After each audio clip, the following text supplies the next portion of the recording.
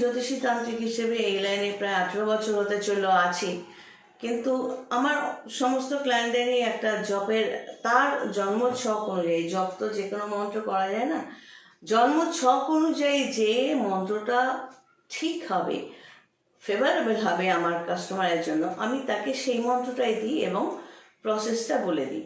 একই প্রসেসে সবাই জপ করবে সেটা হয় না।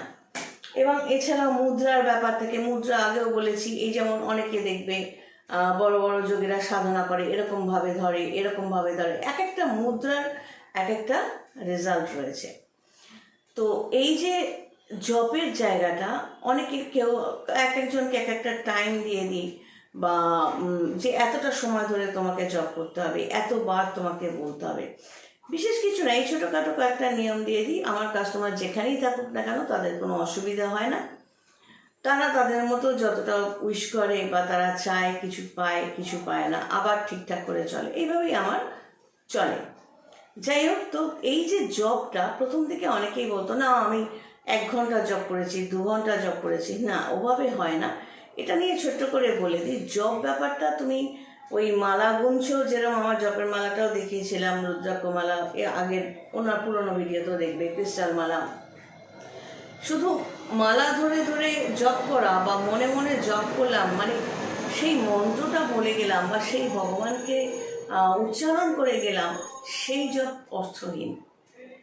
জব মানে হলো সেটাই, সেই জবটা ফ্রুটফুল হবে, সাকসেসফুল হবে, তোমাকে ভালো রেজাল্ট দেবে যখন তুমি স্থিরভাবে বসে 24 ঘন্টার মধ্যে কিছুটা সময়, তোমার লগ্ন রাশির সাপেক্ষে কতটা তোমার জন্য দরকার সেটা একজন ভালো জ্যোতিষী বলতে পারবে। তো সেই সময়টা সম্পূর্ণ নিজেকে ডেডিকেট করতে হবে ভগবানের প্রতি, এবং কিভাবে বসা এবং তাকে স্মরণ করা, এবং সেই সময় অন্যান্য কিছু তোমার কান দিয়ে ঢুকবে না এবং তুমি অন্যান্য কিছু ভাববেও না, এটা এত সহজ কাজ না। সুতরাং যারা বলে আমি এতক্ষণ জব করি, বা যারা সারাক্ষণ মালা গুনছে, ওই মালা গুনে জব করতে করতে এটা কি হলো ওটা কি হলো কথা বলছে, ওগুলো লোক দেখানো ছাড়া কিছু না।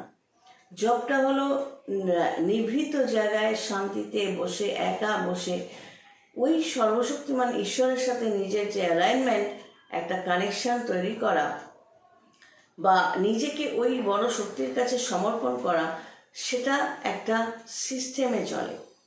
আমি ওই মালা গুনে গেলাম আর মুখে মন্ত্র পড়ে গেলাম, তার মানেই জপ হয়ে গেল বা পুজো হয়ে গেল। সেই পুজো বা সেই জপ কতটা সফলতা দেয়, যারা করো তারা নিজেরা ভালোই বুঝতে পারছো।